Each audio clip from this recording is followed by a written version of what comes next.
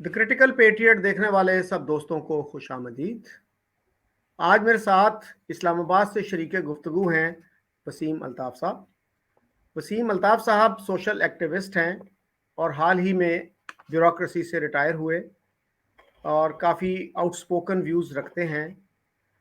वसीम साहब, आपने पिछले दिनों रिटायर्ड एम्बेसडर अब्दुल बासित साहब का वीलॉग देखा होगा, जिसमें उन्होंने इंडिपेंडेंट माइंडेड वीलॉगर्स के खिलाफ एक लेक्चर दिया, जिसमें उन्होंने मेरा तस्करा भी किया, अगरचे नाम नहीं लिया, क्योंकि मैंने उनका इंटरव्यू किया था कोई 8 महीने पहले, और वो कह रहे थे जी तकरीबन 5-6 महीने पहले की बात है। और इसी सिलसिले में मुझे याद आता है 2021 का लेफ्टिनेंट जनरल अमजद शुएब साहब का वीडियो, वो उन्होंने जो प्रोफेसर परवेज हुद भाई के खिलाफ बनाया था, और स्टोरी ऑफ हुद भाई के नाम से। उसमें उन्होंने ये दावा किया था कि मैं जितने भी गद्दार हैं ना पाकिस्तान के, उन सबको एक्सपोज करूंगा एक एक करके। उसके बाद जब प्रोफेसर हुद भाई ने वीडियो बनाया, उसके बाद फिर उन्होंने ये सिलसिला बंद कर दिया, और उसमें ऐसे ऐसे उन्होंने चीज़ें बयान की थी अमजद शुएब साहब ने कि हैरत होती है कि इतना सीनियर आदमी इस तरह के बेबुनियाद इल्ज़ाम लगा रहा है।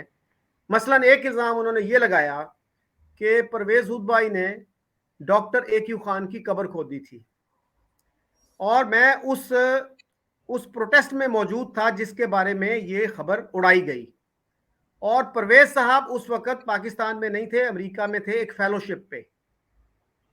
तो इस तरह की खबरें जो हैं, इतना सीनियर बंदा, अब उसी तरह की जो है ना चीज़ें, वो अब्दुल बासित साहब ने वो कर दी हैं। वो कहते हैं जी कि मेरे पास जो मैं ये असेसमेंट नहीं दे रहा, ये तो मैं आपको इंफॉर्मेशन दे रहा हूं, मुझे 3-4 लोगों ने फोन करके कहा। और मैं हैरान हूं कि इतना सीनियर आदमी, वो इतना कानों का कच्चा है कि उसको फोन करें और वो फौरन उस पर ईमान ले आए, उसको गॉस्पेल ट्रूथ समझ ले। तो आप क्या कहेंगे? आपने भी वो क्लिप देखा है, और ये है 8 अप्रैल का। जी, देखिए, जहाँ तक जनरल साहब का तल्लक है तो उनका तो बिल्कुल सीधी सी बात है कि वो 17-18 साल की उम्र में उन्होंने फौज ज्वाइन की होगी, और उनका जो कॉग्निटिव लेवल है वो फिर 17-18 साल की उम्र में फ्रीज हो गया, और वो फिर सारी जिंदगी 17-18 साल ही के रहे। तो उसको तो आप एक साइड पे करते हैं, जनरली ऐसे ही होता है यहाँ पे, क्योंकि आपने ऑर्डर्स ओबे करने होते हैं। क्रिटिकल थिंकिंग की कोई गुंजाइश नहीं है। ये एक सिस्टम है, उस सिस्टम में आप जब एंटर हो जाते हैं तो फिर आपको अपने आप को सांचे में ढालना पड़ता है जो सिस्टम ने तैयार किया हुआ है, उससे बाहर नहीं आप जा सकते। तो उसमें ये इसी किस्म की चीज़ें हैं कि वो गद्दार है और वो मुल्क के खिलाफ काम कर रहा है और पैसे ले रहा है, और वो मन घड़त बातें इस तरह की वो घड़ लेते हैं और फिर वो चलाते रहते हैं। वो तो ठीक है। अब ये जो लोग हैं जिसकी आपने बाद में बात की, ये कोई रिटायर्ड एम्बेसडर है, इनका भी मामला कुछ इसी किस्म का है कि ये लोग CSS करने से पहले तो आ, इनका एक मेंटल लेवल होता है, वो किताबें भी पढ़ते हैं और क्रिटिकल थिंकिंग भी होती है, सोचते समझते भी हैं। लेकिन जब ये ब्यूरोक्रेसी में आ जाते हैं तो फिर नौकरी शुरू हो जाती है। अब नौकरी, जिसका नाम ही नौकरी है, उसमें फिर आप क्वेश्चन नहीं करते। आप फिर वो सिस्टम डिक्टेट करता है कि आपने क्या करना है, किस तरह चलना है, आप ने क्या बयानिया अपनाना है। तो ये वो लोग हैं जो कि ऑलरेडी एक खास बयानिया जो है उसको लेके चलते हैं, और वो बयानिया जो है वो डिक्टेट फॉरेन ऑफिस से भी एक हद तक होता है, और उसके अलावा वो रावलपिंडी से भी डिक्टेट होता है। ख़ास तौर पे जहाँ तक इंडिया का तल्लक है, अफ़गानिस्तान का तल्लक है, ईरान, अमेरिका, ये जो मुल्क हैं, चाइना, ये इन मुल्कों के साथ जो भी आपके ख़ारजा तल्लकात हैं उसमें आपको वही बयानिया लेके चलना पड़ता है जो आपको डिक्टेट करवाया जाता है रावलपिंडी से। اور اس کے علاوہ پھر آپ کا جو پورا ایک ورلڈ ویو ہوتا ہے وہ ٹرانسفارم ہو جاتا ہے. اس ورلڈ ویو میں آپ ہر چیز کو ایک خاص نظر سے دیکھتے ہیں. وہی بیانیہ یہاں پہ بھی اپناتے ہیں. پڑھنا لکھنا انہوں نے ہوتا نہیں ہے ایز سچ. فورن آفس کے اندر بس وہ اوپر سے ایک کوئی ایف آر آتی ہے اور اس کے اوپر جناب وہ کمنٹس وہ امیجیٹ لکھ کے نیچے بھیج دیتے ہیں. پھر وہ نیچے آتی ہے, وہ جناب فٹافٹ ایک ڈرافٹ تیار ہوتا ہے, پھر وہ اس میں کاٹ چھانٹ ہوتی ہے, پھر اوپر چلا جاتا ہے. اس قسم کے کام یہ لوگ کرتے ہیں. کوئی کسی قسم کی کوئی ایکڈیمک ایکٹیویٹی تو ہوتی نہیں ہے. یہ تو آپ نے سرکاری ایک نوکری کر رہے ہیں آپ. تو اب ان کا جو بیانیہ ہے وہ اوور دا ایئرز اتنا ڈیولپ ہو جاتا ہے کہ اس میں وہ ہر چیز جو وہ کہتے ہیں وہ اس میں جھوٹ بھی ہوتا ہے, اس میں من گھڑت باتیں ہوتی ہیں. پھر وہ over a period of time یہ اس کو سچ سمجھنے لگتے ہیں کہ جی یہی حقیقت ہے. اور پھر یہ ہوتا ہے کہ کوئی بھی بندہ جو اس بیانیے سے ڈس ایگری کرے, جو اس سے اختلاف کرے, اس بندے کو یہ کہتے ہیں جی کہ یہ بندہ جو ہے یہ یقیناً کسی کے پے رول پہ ہے, پیسے لیتا ہے, ملک کے خلاف کام کر رہا ہے, غدار ہے. تو وہ تو پھر آپ اگر ان کے بیانیے سے آپ اتفاق نہیں کریں گے تو وہ تو پھر آپ کو یہی کہیں گے, جی اور وہ تو چلتا رہتا ہے سلسلہ.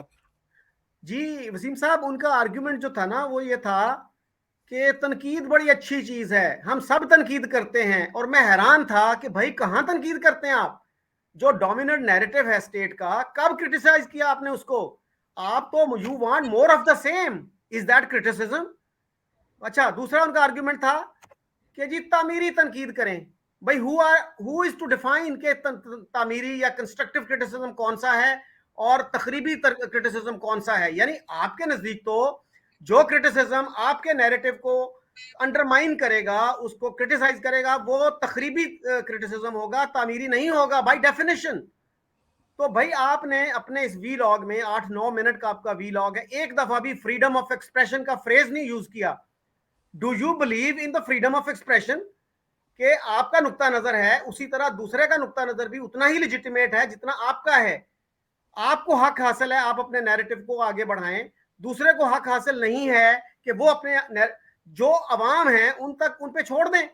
اگر آپ کے نقطہ نظر میں آپ کے نیریٹو میں جان ہوگی وہ اس کو بلیو کریں گے, اگر کسی دوسرے کے نقطہ نظر میں جان ہوگی وہ اس کو بلیو کریں گے. تو بھائی آپ کو خوف کیا ہے؟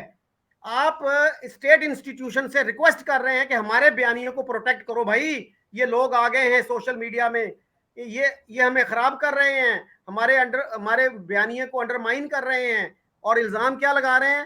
وہ جی انڈیا والے ان کو لائن دیتے ہیں, انڈیا والے پیسے دیتے ہیں. میرے بارے میں کہا کہ جی مجھ سے ہائی کمیشن کے اور کونسلیٹ کے انڈین ڈپلومیٹس مل چکے ہیں. باسط صاحب ان کے نام بتائیے.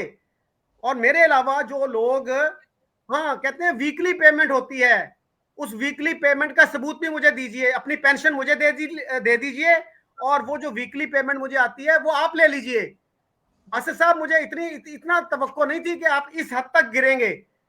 ہم نے تو بڑے اچھے ماحول میں انٹرویو کیا تھا اور آپ میرے سینئر تھے قائد اعظم یونیورسٹی میں, تو آپ اس طرح کے الزامات لگانے پہ آ گئے آپ, اور آپ کہتے ہیں کہ آپ بہت مذہبی آدمی ہیں. آپ جاوید غامدی صاحب کو بہت سنتے ہیں, غامدی صاحب سے پوچھ لیجئے وہ کیا کہتے ہیں اس طرح کی الزام بازی کے بارے میں. جی وسیم صاحب آپ کیا کہیں گے؟ یہ شکیل صاحب یہ ان کو کہیں یہ میری پینشن بھی لے لیں, اور جو پیسے مجھے ملتے ہیں وہ یہ لے لیں. ٹھیک ہے یار, یہ دیکھیں نا, یہ بہت ہی ایک نچلا لیول ہوتا ہے, بہت ہی چھوٹا لیول ہوتا ہے یہ اس قسم کی باتیں کرنا کہ جی فلاں پیسے لیتا ہے. یار کون پیسے لیتا ہے, کس سے پیسے لیتا ہے؟ یار کچھ ثبوت ہے آپ کے پاس؟ جائیں یار, جا کے وہ آپ اسلام آباد میں رہتے ہیں, جائیں آپ پارا میں ایک دفتر ہے وہاں جا کے ان کو دیں ثبوت دیں, انہیں کہیں جی جائیں یہ پیسے لے رہے ہیں, پکڑیں ان کو, ملک کے خلاف کے لوگ ہیں اور غدار ہیں, ان کو کہیں یار جائیں ایویڈنس دیں ان کو جا کے. ایویڈنس ان کے پاس ہوتی نہیں ہے. اور یہ پھر کیا کرتے ہیں کہ جب یہ لوگ ایکسپوز ہوتے ہیں, یعنی آپ نے ایکسپوز کیا اس بندے کو, جب آپ نے اس کو ایکسپوز کر دیا تو اس کے پاس پھر اور کوئی راستہ تھا نہیں سوائے اس کے کہ وہ آپ کو ٹارگٹ کرے, آپ کے خیالات کو نہیں, آپ کو. تو وہ اس نے آپ کو ٹارگٹ کیا, اس نے کہا جی یہ بندہ پیسے لیتا ہے. ٹھیک ہے, اچھا کہاں سے پیسے لیتا ہے, کس سے پیسے لیتا ہے, کتنے پیسے لیتا ہے؟ جی مجھے وہ 3-4 فون آئے تھے. یار کون سے فون آئے تھے آپ کو, ذرا وہ ان کے نام بتا دیں آپ, کنہوں نے فون کیا تھے آپ کو, جی ان کا ہمیں بھی پتہ چل جائے کہ بھئی یہ کون لوگ ہیں. وہ نہیں بتائیں گے, وہ نہیں بتائیں گے, پیسے کی اماؤنٹ نہیں بتائیں گے. اچھا یہ صرف الزام لگائیں گے آپ پہ, اور الزام لگانا مقصد ہے یہ. دیکھیں بڑا آسان سا طریقہ ہوتا ہے نا یہ, کہ جب آپ کے پاس آرگومنٹ نہ ہو تو آپ بجائے اس کے کہ آپ اس آرگومنٹ کا جواب دیں, چونکہ وہ جواب نہیں ہے تو پھر بندے کو ٹارگٹ کرو کہ بندہ ٹھیک نہیں ہے, بندہ غلط ہے, بندہ پیسے لے رہا ہے, بندہ یہ کر رہا ہے, وہ کر رہا ہے. تو مایوس کن ہے یہ ان لوگوں کو دیکھ کے. اور یہ بندہ میرا خیال ہے یہ فورن سیکرٹری بننا بھی چاہ رہا تھا, تو پھر یہ جی نہیں جی بن سکا, فورن سیکرٹری نہیں بن سکا. اب آپ خود سوچیں کہ یار اس لیول کے بندے, یعنی اس لیول کے بندے اگر فورن سیکرٹری بن جائیں تو وہ کیا حال کریں گے اس ملک کا یار. یعنی وہ تو برباد کر دیں گے. اور انہوں نے کیا ہوگا اپنے ٹینیئر میں جو کچھ یہ صاحب ہیں, یہ انہوں نے کوئی کسر نہیں چھوڑی ہوگی اس ملک کو برباد کرنے میں اپنے اس ایک فاسلائزڈ نریٹو کے ساتھ. یہ اچھا صاحب وسیم جو صاحب, انہوں نے یہ کہا جو میرے بارے میں بات شروع کی کہ 5 یا 6 ماہ پہلے ایک صاحب نے مجھے اپروچ کیا, میں انہیں ایک ریزنیبل آدمی سمجھتا تھا. اور بھئی میری کون سی انریزنیبل چیز آپ کے سامنے آ گئی ہے؟ آپ کو اگر کوئی کوسچن کرے اور کہتے ہیں جی تہذیب کے دائرے میں رہ کے کرے, میں نے تو کوئی بدتمیزی نہیں کی, بہت تہذیب کے دائرے میں رہ کے, اور وہ انٹرویو بڑے اچھے طریقے سے ختم ہوا. لیکن بعد میں ان کو خیال آیا ہوگا کہ یہ تو وہی میرے ساتھ ہاتھ ہو گیا, میرے پاس تو آرگومنٹس ہی کوئی نہیں تھے. اسی طرح کا آپ کو یاد ہے میں نے ایک انٹرویو کیا تھا ریٹائرڈ امبیسڈر نجم الثاقب کے ساتھ. شروع میں وہ انٹرویو اپنے دوستوں کو بھیج رہے تھے بڑے خوشی, بعد میں ان کے دوستوں نے کہا کہ بھائی وہ کمنٹس پڑھ لو, نیچے کمنٹس کیا آ رہے ہیں.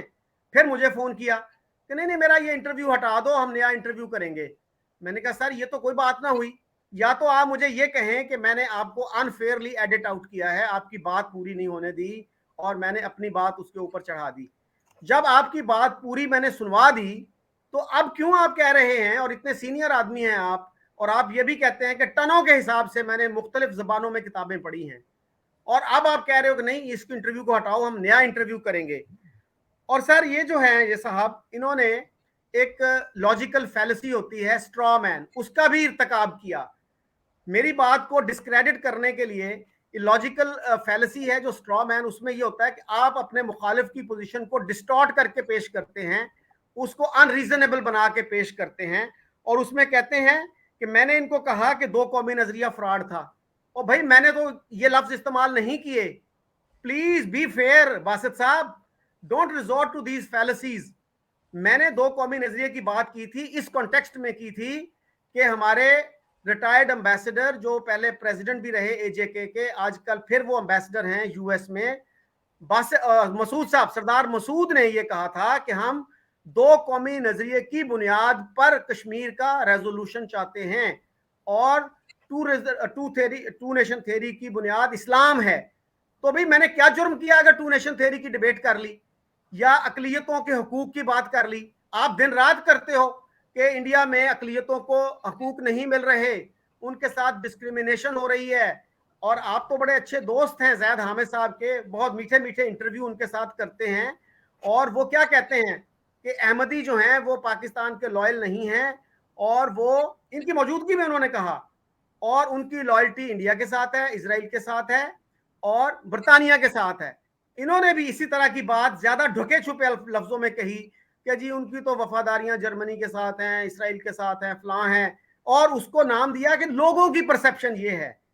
تو میں نے ان کو کافی اقلیتوں کے حساب سے بھی کوسچن آنسر کیا, اور میں نے یہ کہا تھا کہ آپ سمجھتے ہیں کہ ہندوؤں اور احمدیوں کو فیئرلی ٹریٹ کیا جاتا ہے پاکستان میں؟ ہندوؤں کا نام نہیں لیا جب اپنا وی لاگ بنایا, صرف قادیانیوں کی بات کی, لوگوں کے مذہبی جذبات سے کھیلنے کی ایک کوشش کی. تو ہمارے جب سینئر لوگ جن کو ہمیں گائیڈ کرنا چاہیے وہ اس طرح کی کریں گے چیزیں, تو ہم کیا کریں پھر؟ نہیں شکیل صاحب دیکھیں, یہ لوگ جو وہاں پہ مختلف ہمارے مشنز میں امبیسڈر بن کے بیٹھے ہوئے ہوتے ہیں, اور पर्क्स एंजॉय करते हैं वहाँ पे। तो ये लोग, इनको पता है बड़ी अच्छी तरह कि हमने ये पर्क्स जो है इनको एंजॉय करना है तो फिर किन गाइडलाइंस को फॉलो करना होगा, और वो गाइडलाइंस कहाँ से आती हैं। तो उसी फ्रेमवर्क के अंदर रह के फिर ये काम करते हैं, इनको पता है हर चीज़ का। और ये फिर एक ख़ास वो नैरेटिव इस्तेमाल करते हैं हर जगह पे। तो असल में ये लोग ये ये कोई इंटेलेक्चुअल नहीं है ये लोग एज़ सच। इनको पता है कि भई हमें अच्छी पोस्टिंग्स कैसे मिल सकती हैं, हमें प्राइज़्ड पोस्टिंग्स कैसे मिल सकती हैं, फ़ायदे कैसे उठाने हैं, अच्छी-अच्छी जगहों पे कैसे जाना है। उन्हीं उन्हीं मिशंस के अंदर जो लोग बैठे हुए हैं, वो इनकी जासूसी भी कर रहे होते हैं और वो रिपोर्टें भेजते हैं यहाँ पे। तो इन्होंने फिर अच्छी रिपोर्टें भी लेनी होती हैं। तो इनसे आप ये तवक्को करें कि ये कोई क्रिटिकल एक थिंकिंग के साथ कोई बात करें, ऐसा नहीं है। ये एक्सपेक्ट ही ना करें आप।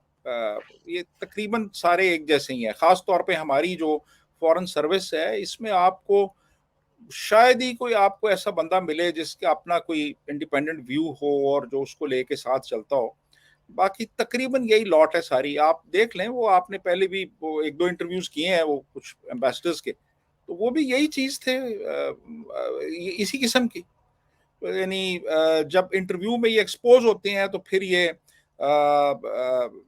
थ्रेट्स पे भी आ वो थ्रेट थी एक, वो जो आपको उन्होंने जिस तरह से वो बात की, उसमें फिर ये वो जो अहमदी कार्ड है वो भी इस्तेमाल करेंगे, ये उसमें फिर इस्लाम को भी ले आएँगे, ये हुब्बुल वतनी को भी ले आएँगे, और ये आपको डायरेक्टली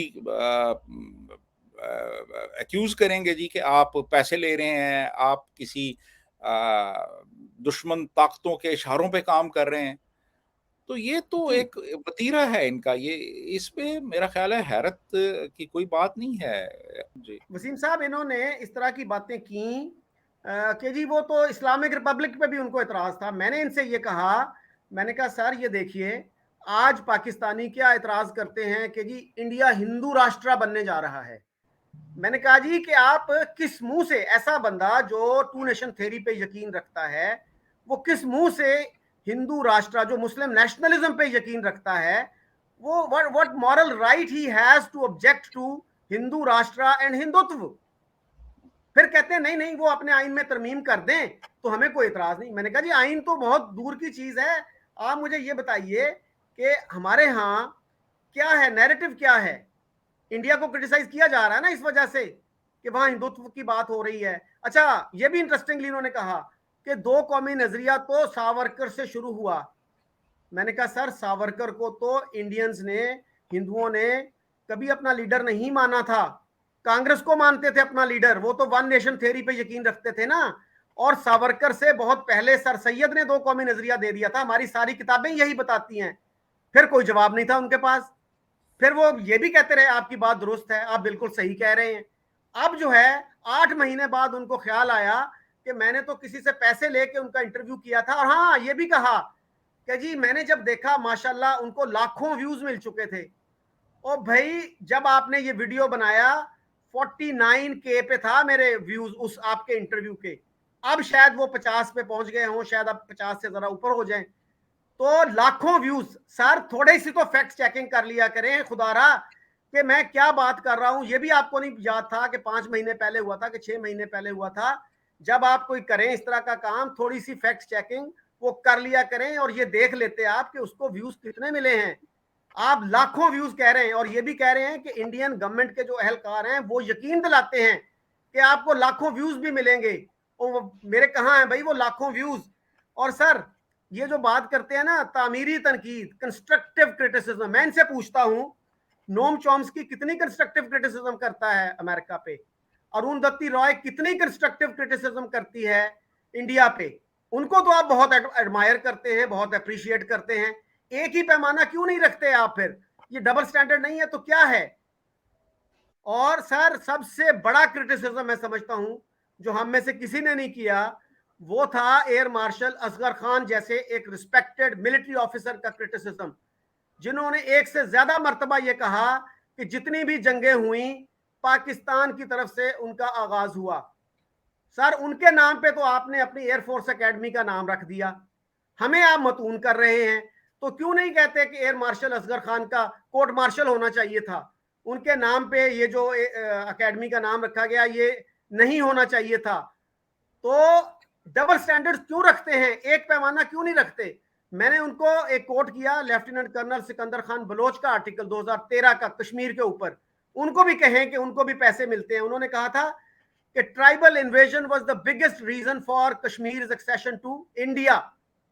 ہم نے ہر سٹیپ پہ غلطی کی۔ میں نے ان کو یہ بھی کوٹ کیا، انہی کے ایک پیٹی بھائی ہیں شاہد امین، انہوں نے کہا کہ ہم نے جوناگڑھ کی ایکسیشن قبول کر کے کشمیر پہ اپنا کیس ایروڈ کر لیا، اور باسط صاحب نے مجھ سے اگری کیا کہ اب بھی یہی غلطیاں ہم کر رہے ہیں۔ 2020 میں عمران خان کی گورنمنٹ نے جوناگڑھ کو پاکستان کے نقشے کا حصہ بنایا، اس سے کشمیر پر ہمارا کاز کمزور ہوتا ہے۔ تو سر سپٹمبر 47 میں کس نے ایکسیپٹ کی تھی جوناگڑھ کی ایکسیشن؟ یہی کوسچن میں نے نجم الثاقب سے بھی کیا تھا، ان کے پاس بھی کوئی جواب نہیں تھا اس کا۔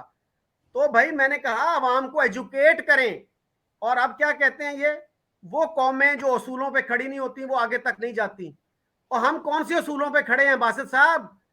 کتنا آگے گئے ہیں ہم اصولوں پہ کھڑے ہو کر؟ اور وہ یہ بھی کہتے ہیں یہ جو 70 سال ہیں یہ کوئی قوموں کی زندگی میں اہمیت نہیں رکھتے۔ تو ہم نے 150 سال تک اپنی آزادی کی جنگ لڑی۔ کون سی جنگ تھی جی 150 سال تک جو لڑی؟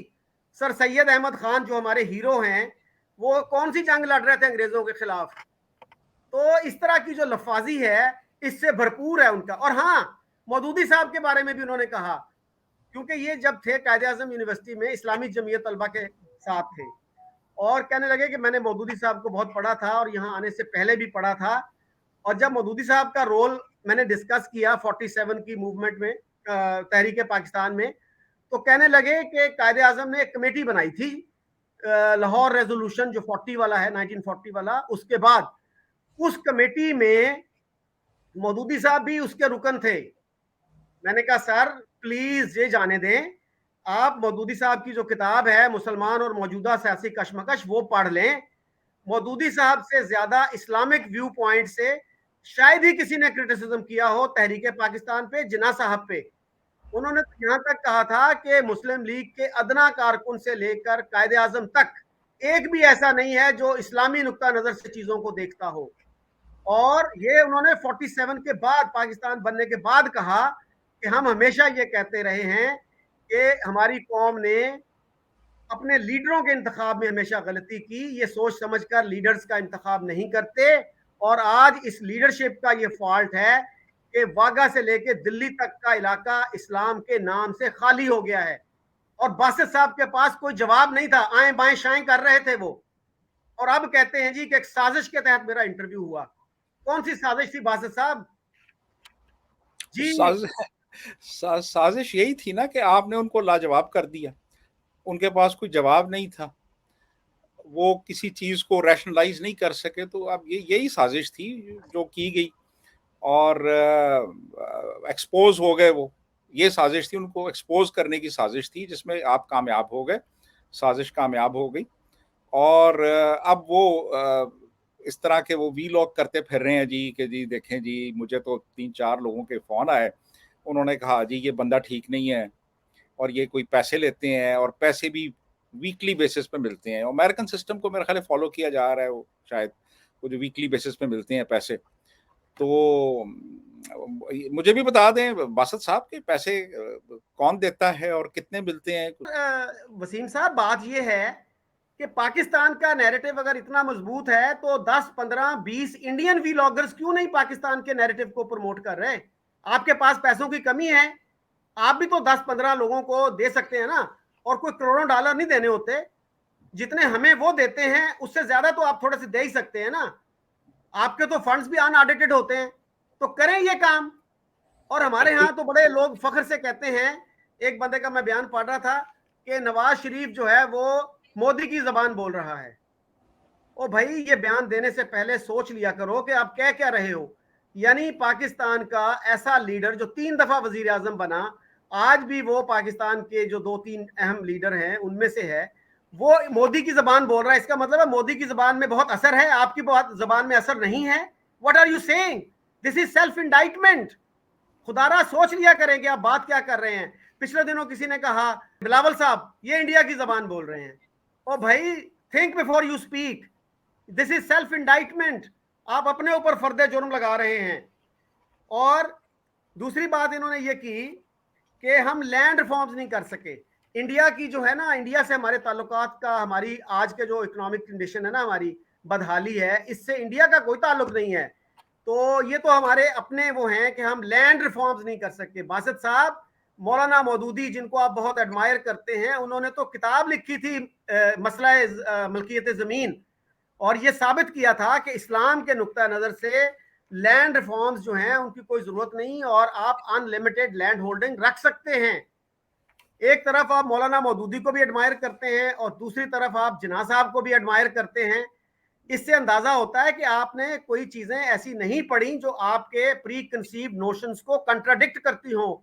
खुदारा वो मौलाना मौदूदी की जो किताब है ना, मुसलमान और मौजूदा सियासी कशमकश, वो पढ़ लीजिए, उसके बाद फिर बात कीजिएगा। और फिर जो अकलियतों के हकूक हैं उस पर भी आप जो है, यू डोंट हैव क्लैरिटी। एक तरफ आप कहते हैं जी वो भी उतने ही पाकिस्तानी हैं जितने मैं हूं, और फिर उसको भी जस्टिफाई करते हैं कि हमारे आइन में सही लिखा है कि सदर और वजीर आजम जो हैं उनके लिए मुसलमान होना जरूरी है। तो मैंने उनसे बार बार ये पूछा कि then what kind of equality is this? Equality is equality, ये नहीं होता इस ओहदे में इक्वालिटी है इसमें नहीं है इक्वालिटी। जब आपने ये कह दिया कि रियासत के जो आला तरीन ओहदे हैं उस पे आप कोई गैर मुस्लिम नहीं आ सकता, और उनको मैंने यहां तक भी कोट किया, हमारे एक मदरसा है बिनौरी टाउन, उन्होंने कहा कि इस्लामिक स्टेट में तो एक मुंशी भी नहीं रखा जा सकता जो गैर मुस्लिम हो, उसको भी उन्होंने कंडेम नहीं किया। और अहमदियों की तो मैंने बात कर दी, बाकी भी जो है ना वो कहते हैं जी हम तो ओपनली कहते हैं हम इस्लामिक स्टेट हैं। तो मैंने फिर उनसे कहा, मैंने कहा सर एक दफा आप ये डिक्लेयर कर दें कि हम इस्लामिक स्टेट हैं, तो does that give you the licence to discriminate against your minorities? एक माइनॉरिटी यहां पे रह रही है सदियों से, आप एक नया मुल्क बनाते हैं and all of a sudden you tell them कि भाई आज से आप सेकंड क्लास सिटीजन हो, आप रियासत के आला तरीन ओहदों के ख्वाहिशमंद नहीं हो सकते। ये तो वो डिस्क्रिमिनेशन है जो आपने आइन में लिख दी, जो अनरिटन डिस्क्रिमिनेशन है, जो कॉन्स्टिट्यूशन में नहीं लिखी हुई, वो तो बहुत ज्यादा है। क्या हमारा कोई चीफ मिनिस्टर जो है वो आइन में नहीं लिखा, लेकिन क्या कोई नॉन मुस्लिम चीफ मिनिस्टर बन सकता है? हमारा एक मुसलमान जो है वो लंदन का मेयर बन सकता है, मोहम्मद सादिक, लेकिन कोई क्रिश्चियन, कोई हिंदू कराची का मेयर नहीं बन सकता, लाहौर का मेयर नहीं बन सकता। भाई वहां पे हिंदुओं की क्या मुसलमानों की अक्सरियत है लंदन में? यहाँ पे तो वो, वहां पे जहां अच्छी खासी आबादी है हिंदुओं की, सिंध में, वहां का कोई मेयर और नाजिम वो नॉन मुस्लिम नहीं हो सकता। भाई ये मानते क्यों नहीं है आपके हमारे डबल स्टैंडर्ड्स हैं? Be honest, be open about it. वो जी जी फिर बिल्कुल बिल्कुल। अच्छा, मैंने उनसे एक और भी कहा, मैंने कहा सर एजी नूरानी साहब हैं, he is one of the best experts on Kashmir issue, arguably the best. उन्होंने 1964 में पहली किताब लिखी थी कश्मीर पे, उनका मैंने कोट किया। मैंने कहा सर उन्होंने कश्मीर पे सबसे डिटेल्ड किताब लिखी है जो ऑक्सफोर्ड यूनिवर्सिटी प्रेस कराची ने पब्लिश की है। वो ये कहते हैं कि माउंटबेटन ने जिन्ना साहब को ऑफर की थी कि हम तीनों स्टेट्स में प्लेबिसिट करवा देते हैं, हैदराबाद, दक्कन, जूनागढ़ और कश्मीर। जिन्ना साहब ने इनकार कर दिया। इसका डायरेक्ट जवाब देने के बजाय बासित साहब क्या कहते हैं, वो जी मैं जी मिला हूं, बड़े इंटरेस्टिंग आदमी हैं जी नूरानी, बड़ी मेरी लंबी नशिस्तें हुई, मैंने बहुत कुछ सीखा उनसे, तो लेकिन वो जो है ना जिन्ना साहब के बड़े क्रिटिक हैं और वो पाकिस्तान के कॉन्सेप्ट से एग्री नहीं करते। ओ भाई, सवाल तो मेरा ये था कि उन्होंने जो कश्मीर पे बात की, उन्होंने ये जो बात की कि जिन्ना साहब को प्लेबिसिट ऑफर किया गया और उन्होंने इनकार कर दिया, इस पे बात करें ना। ये बात गलत है, ये दुरुस्त है? जी नूरानी कैसे आदमी है, बाकी इश्यूज पे उनके क्या व्यूज हैं, उसको छोड़ दें एक तरफ। और जी मैंने उनसे ये भी पूछा कि زید حامد صاحب کے بارے میں آپ کا کیا خیال ہے؟ How credible is he as a commentator? تو اس پہ بھی جو ہے نا انہوں نے وہ آئیں بائیں شائیں کی، کچھ چیزوں پہ مجھے ان سے اتفاق ہے، کچھ پہ ان سے اختلاف ہے. بھائی ان کے منہ پہ تو کبھی آپ نے اختلاف نہیں کیا کہ زید صاحب آپ یہ بات غلط کرتے ہیں، یہ بات نہ کیا کریں. اور زید حامد صاحب کیا کہتے ہیں؟ انڈیا میں جینوسائیڈ ہو رہا ہے مسلمانوں کا. فار گاڈ سیک، یہ بات تو ہم پچھلے 75 سال سے سنتے آ رہے ہیں. بھٹو صاحب نے بھی کہا تھا 1968 میں کہ وہاں پہ جو ہے نا ایکسٹرمینیشن کی ایک کیمپین چل رہی ہے مسلمانوں کے خلاف، مسلمانوں کو ختم کیا جا رہا ہے. اور حقیقت کیا ہے کہ مسلمان جو 9% یا 9.5% تھے 47 میں انڈیا میں، آج وہ 14-15% ہیں. کیسا جینوسائیڈ ہے یہ؟ کیسی کیمپین آف ایکسٹرمینیشن ہے؟ اور بھائی اپنا ریکارڈ بھی تو دیکھ لو کہ یہاں پہ کتنے نان مسلمز تھے 1947 میں، آج کتنے ہیں؟ بنگلہ دیش جو پاکستان کا حصہ تھا وہاں کتنے تھے اور آج کتنے ہیں؟ آج بھی تو وہ مسلم کنٹری ہی ہے نا. سو یہ جو ہے یعنی دوسرے کی آنکھ کا آپ کو جو ہے نا تنکا نظر آتا ہے، اپنی آنکھ کا شتیر نظر نہیں آتا. اگر کوئی پوائنٹ آؤٹ کرے تو پھر کہتے ہیں یہ دشمن سے پیسے لے کے بات کر رہا ہے. اور بھائی آپ کو اصلاح کر رہے ہیں، آپ کی کوشش کر رہے ہیں کہ اپنا نیریٹو ٹھیک کر لو. اس نیریٹو نے ہمیں روئن کر دیا ہے، ہمیں تباہ کر دیا ہے. We don't want more of the same. Please revise it. اس کا تنقیدی جائزہ لیں. اس کو جو ہے نا کوئی گاسپل ٹروتھ نہ سمجھیں. جی وسیم صاحب. جی میں بالکل 100% آپ سے اگری کرتا ہوں کہ بجائے اس کے کہ ایک سیلف انٹروسپیکشن کی جائے، دیکھا جائے یار 75 سال میں ہم جو کچھ کرتے رہے ہیں اس پالیسی نے ہمیں کہاں پہ آج پہنچا دیا ہے کہ $1 ارب کے لیے ہم IMF کے آگے جا کے ناک رگڑ رہے ہیں اور اس کے باوجود بھی پیسے نہیں مل رہے. اور ملک اس وقت ایک انتہائی شدید سیاسی، آئینی اور معاشی بحران کا شکار ہے اس وقت. یعنی ملک کا جو مستقبل ہے اس کے اوپر تو ایک کوسچن مارک آ چکا ہے آلریڈی.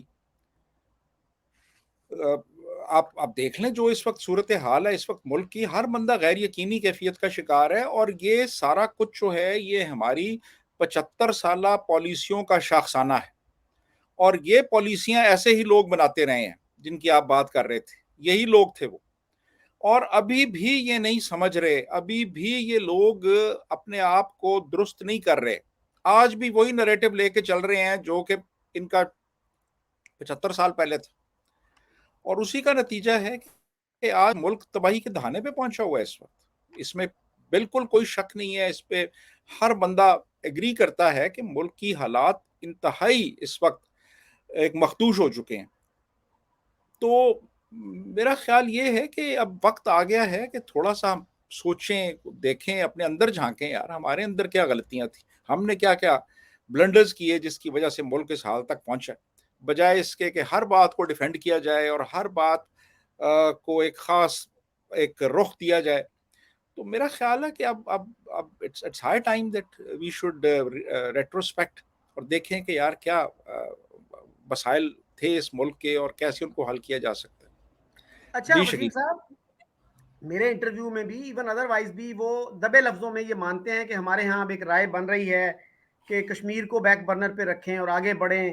جیسے ایون جنرل باجوہ نے عمران خان کے دور میں ایک انڈیا کے ساتھ ایک انڈرسٹینڈنگ کی تھی کہ کشمیر کے ایشو کو 20 سال کے لیے فریز کر دیا جائے. حامد میر نے لکھا اس کے بارے میں. اور انڈیا کے ساتھ ٹریڈ ریلیشنز، کرکٹنگ ریلیشنز بحال کر دیے جائیں. اور اس پہ شاہ محمود قریشی صاحب جو اس وقت ان کے وزیر خارجہ تھے وہ آڑے آ گئے کہ اس طرح تو ہماری سیاست ختم ہو جائے گی، لوگ ہمیں غدار کہنا شروع کر دیں گے. تو اس پہ بھی باسط صاحب بھی دبے لفظوں میں یہ مانتے ہیں کہ ہمارے لوگوں میں بھی ایک رائے بن رہی ہے کہ کشمیر کو فریز کر دو، یہ کر دو. اس میں بھی کوئی مذائقہ نہیں. یہ لفظ بھی انہوں نے استعمال کیے، اس میں بھی کوئی مذائقہ نہیں. اگر آپ کلیکٹیولی آپ کی پارلیمنٹ یہ فیصلہ کر لے اور پھر وہ اپنی ذاتی اوپینین دینے سے بھی ڈرتے ہیں کہ بھئی آپ کی ذاتی اوپینین کیا ہے. اور ذاتی طور پر تو وہ کیا ہے، ملیٹنسی کو کہتے ہیں کہ وہ ہونی چاہیے کشمیر میں. فار گاڈ سیک، ملیٹنسی نے دیا کیا ہے باسط صاحب؟ 1989 میں شروع ہوئی تھی، 99 30-35 تک. سال، جی 35 ایئرز ہو گئے ہیں. ہمارے سر ایک دوست ہیں کشمیری ہیں، وہ इरशाद Mahmood, he is also an expert on Kashmir issue. वो वहां पे गए थे सज्जाद लोन, अब्दुल गनी लोन के जो बेटे हैं, उनकी शादी में, और वो इतना डिसअपॉइंटेड वहां से वापस आए, कहते हैं यार मिलिटेंसी ने कश्मीरी मुआशरे को तबाह कर दिया है। और बासित साहब जो हैं वो चाहते हैं कि कश्मीरी जो है ना वो मिलिटेंसी को जारी रखें। सर कभी तनकीदी जायजा भी ले लिया करें। वो कहते हैं ना कि the first law of the holes is stop digging. आप अभी तक उस होल में हैं और उसी को डिग करना चाहते हैं। और सैयद अली गिलानी साहब, जिनके ये बहुत बड़े एडमायरर हैं और पाकिस्तान ने उनको हाईएस्ट अवार्ड भी दिया, he is probably the most popular Kashmiri leader in Pakistan, हाल ही में जिनका इंतकाल हुआ, उनका भी मैंने बयान इनको पढ़ के सुनाया। उन्होंने एक बड़ा मशहूर इंटरव्यू था उनका, जिसमें उन्होंने कहा कि कोई मुसलमान गैर मुस्लिम मुआशरे में नहीं रह सकता, ये इसी तरह है जैसे मछली को पानी के बगैर रहना पड़े। उस पर भी उन्होंने कोई कमेंट नहीं किया कि गिलानी साहब ने गलत बात की। वरना इंडिया के जो 20-22 करोड़ मुसलमान हैं उनको भी पाकिस्तान आ जाना चाहिए या किसी और इस्लामिक मुल्क में चले जाएं। और जो पाकिस्तानी बड़े शौक से अमेरिका जा रहे हैं, कनाडा जा रहे हैं या जा चुके हैं, ऑस्ट्रेलिया जा रहे हैं, उनको भी वापस आ जाना चाहिए। You can not have it both ways. एक तरफ आप सैयद अली गिलानी को एडमायर भी करते हैं, दूसरी तरफ आप उनकी बातों को रद्द भी कर रहे हैं। और ये जो साहब थे सरदार मसूद, वो क्या कह रहे हैं कि जी हम तो टू नेशन थ्योरी की बेसिस पे इसका रेजोल्यूशन चाहते हैं। भाई टू नेशन थ्योरी पर इंडियन मुसलमानों पे क्यों नहीं लागू होती? आपने टू नेशन थ्योरी की बुनियाद पे ही तो कहा था ना कि हम इतने डिफरेंट हैं कि हम इकट्ठे नहीं रह सकते। ये भी मैंने पूछा बासित साहब से। मैंने कहा सर, जिन्ना साहब ने तो यहां तक भी कह दिया था कि पंजाब पूरा हमें दो, बंगाल पूरा हमें दो, और पंजाबी जो है वो पहले पंजाबी होता है, उसके बाद हिंदू या मुसलमान होता है।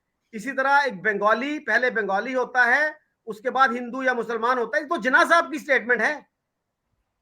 यानी आप एक तरफ ये कह रहे हो, दिन रात ये कह रहे हो कि हम इतने डिफरेंट हैं, हम इकट्ठे नहीं रह सकते, और साथ ही you are कंट्राडिक्टिंग yourself by saying कि हम हिंदुओं के साथ पंजाब में भी इकट्ठे रहना चाहते हैं, बंगाल में भी इकट्ठे रहना चाहते हैं, और इंडिया में जो उस वक्त 3.5 करोड़ मुसलमान थे उनका भी हमने कोई इंतजाम नहीं किया कि वो सारे माइग्रेट करके पाकिस्तान आएंगे।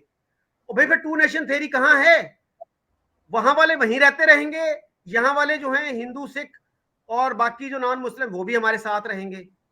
तो फिर where does the two nation theory stand? बिल्कुल। देखें, अब इन्होंने क्या उन मुसलमानों के बारे में सोचा जिन्होंने इंडिया ही में रह जाना था पार्टीशन के बाद? उनको तो ये कहते रहे जी कि अब आप अपनी जो लॉयल्टीज हैं वो इंडियन गवर्नमेंट के साथ तय करें, वहाँ पे रहें, और ये लोग यहाँ पे बिल्कुल वेलकम नहीं है पाकिस्तान में। जो इंडियन मुस्लिम्स हैं, कोई इंडियन मुसलमान जहाँ पे आ जाए, यहाँ पे पाकिस्तान में आ जाए, तो उसके पीछे ये इंटेलिजेंस एजेंसीज लग जाती हैं, उसकी मॉनिटरिंग शुरू हो जाती है। भारतीय शहरी आ गया, यानी भारतीय मुसलमान उस वक्त तक है जब तक कि वो ये इधर वागा क्रॉस करके एंटर नहीं होता। वो भारतीय मुसलमान है, उसके बड़े हकूक हैं और उसके हकूक को पामाल किया जा रहा है, ठीक है। लेकिन जब वो अटारी में आता है तो फिर वो भारतीय मुसलमान नहीं होता, वो भारतीय शहरी हो जाता है। फिर ये ज़रूरी है कि उसकी नकलो हरकत पे नज़र रखी जाए, वो किसी तखरीबी कार्रवाई में तो मुलविस नहीं है, ये भी देखा जाए किससे मिलता है, क्यों मिलता है, कहाँ जा रहा है। फिर वो बिल्कुल वो पर्सपेक्टिव बदल जाता है। तो ये इन्होंने इन्होंने स्टैंडर्ड्स रखे हुए हैं, फ़ायदे उठाते हैं। फिर अगर मुसलमानों के साथ इतनी हमदर्दी है आपको, तो मुसलमानों के साथ तो इंडिया में पता नहीं क्या हो रहा है या नहीं हो रहा, लेकिन चीन में देखें क्या हो रहा है। चीन में तो वो उन पे रोज़ा रखने पे भी पाबंदी उन्होंने लगाई हुई है जी। जो सरकारी मुलाजमीन है सिंकियांग प्रोविंस में, और अजान भी नहीं दे सकते। वसीम साहब, उनके साथ तालिबान की एग्जांपल आप देख लीजिए। 2003 से लेके 2011 तक वहां तकरीबन 3 लाख मुसलमान कत्ल हुए दारफोर के रीजन में, और पूरी दुनिया चीखती रही है, यूएन वाले जेनोसाइड उसको कहते हैं, लेकिन पाकिस्तान में किसी को नहीं पता इसका। तो ये तो हमारा एक सेलेक्टिव कंसर्न है ना کہ اگر کوئی مسلمان جو ہے وہ انڈیا میں مارا جائے تو وہ بڑا ایشو ہے. وہ اگر پاکستان میں مارا جائے, پاکستان میں کتنے شیعہ ڈاکٹرز کو ٹارگٹ کیا گیا, انڈیا میں کتنے شیعہ ڈاکٹرز کو ٹارگٹ کیا گیا. تو بھائی اپنی کیا کہتے ہیں نا, اپنی چارپائی کے نیچے بھی تو کبھی کوئی تلاش کر لو نا. وہ کیا پنجابی میں کہتے ہیں, اپنی منجی تھلے بھی تو ڈانگ پھیرو نا. اب کوئی اگر یمن کے آپ حوالے کو, سے یمن کے حوالے سے دیکھ لیں, یمن میں اتنے مسلمانوں کا قتل عام جی ابھی بھی ہو رہا ہے, بچے بھوک اور سے سر مر رہے ہیں وہاں پہ خاموش. باسط صاحب نے ایک اور چیز بھی پوائنٹ آؤٹ کی, وہ جو ثابت کرتے ہیں نا کہ انڈیا میں مسلمانوں کے ساتھ بہت ظلم ہو رہا ہے. کہنے لگے کہ شبانہ اعظمی نے انٹرویو میں کہا تھا کہ مجھے گھر نہیں مل رہا بمبئی میں. تو ایک تو کوشچن یہ آتا ہے کہ جو ممبئی میں جتنے بھی مسلمان آرٹسٹ ہیں, فلم سٹار ہیں, وہ سب جھونپڑیوں میں رہتے ہیں, ان کو گھر نہیں ملتے.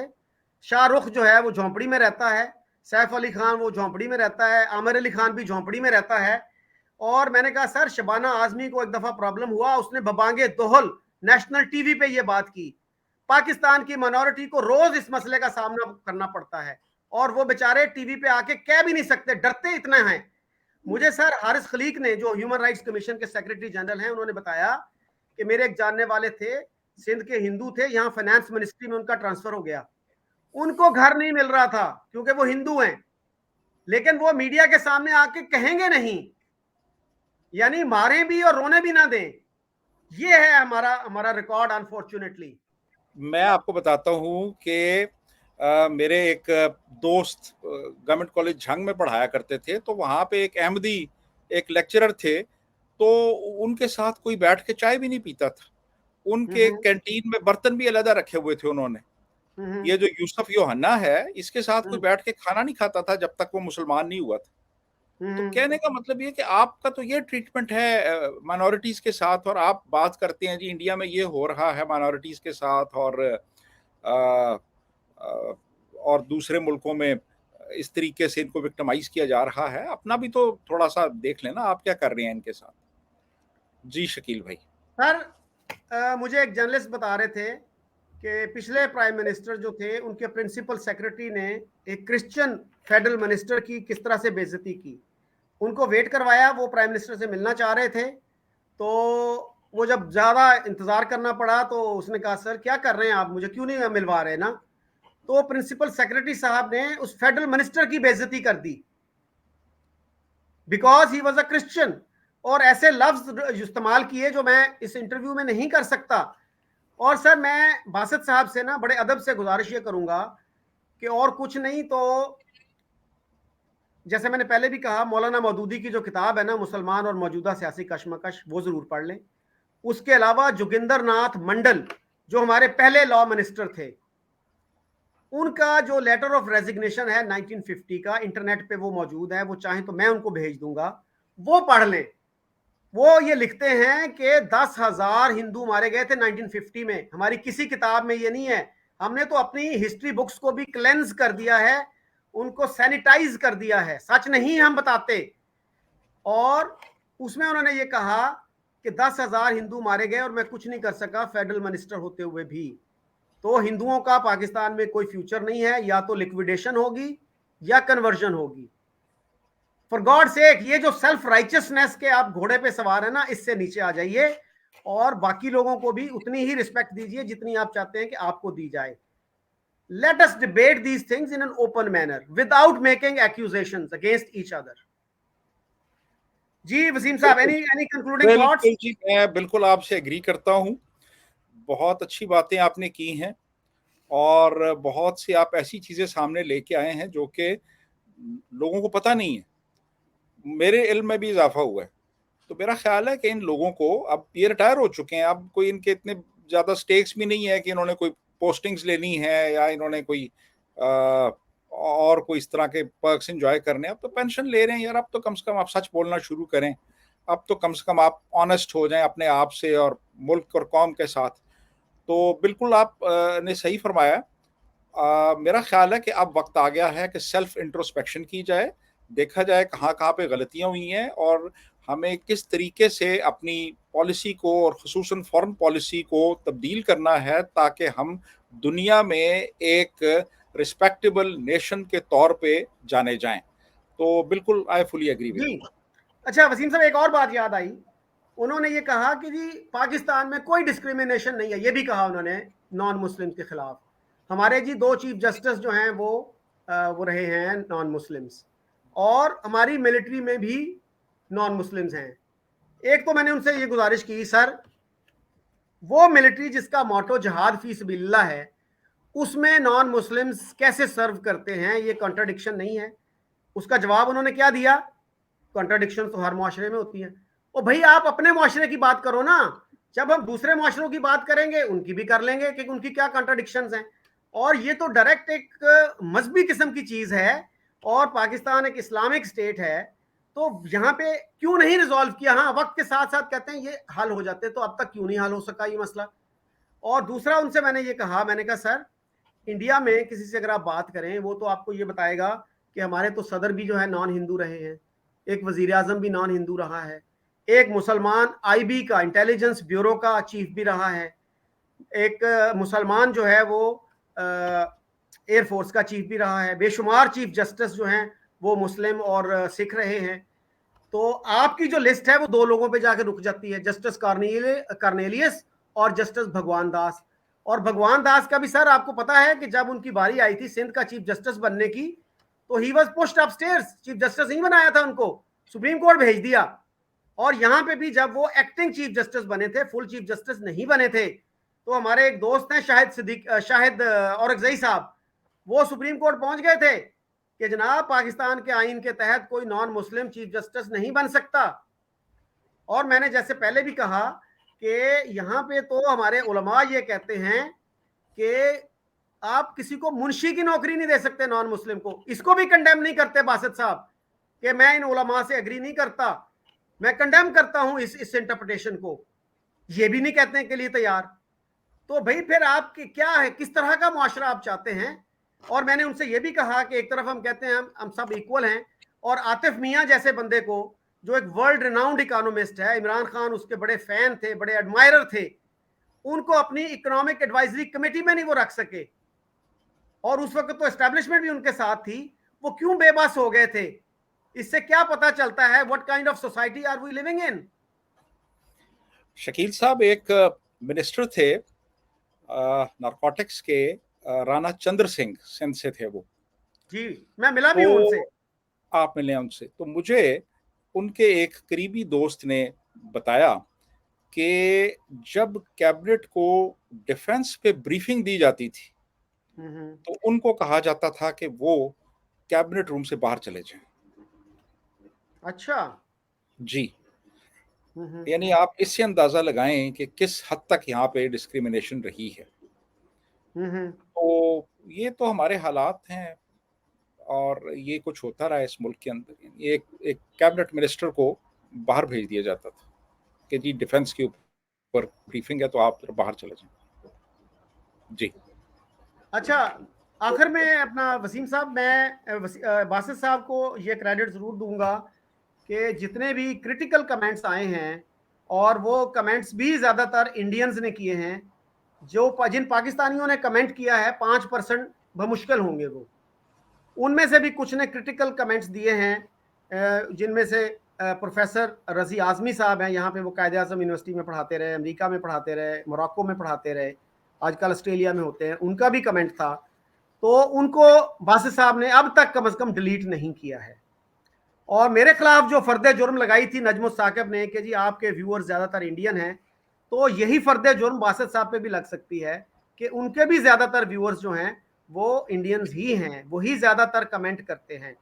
तो जिन लोगों ने मुझ पे क्रिटिसिज्म किया पाकिस्तानियों ने, उनको मैंने ऑफर की ज़्यादातर को कि भाई अगर आप ये समझते हैं कि आप इस डोमिनेंट नैरेटिव जो हमने बना लिया है इसको बासित साहब से बेहतर डिफेंड कर सकते हैं, तो आप मेरे यूट्यूब चैनल पे आइए, I invite you, be my guest.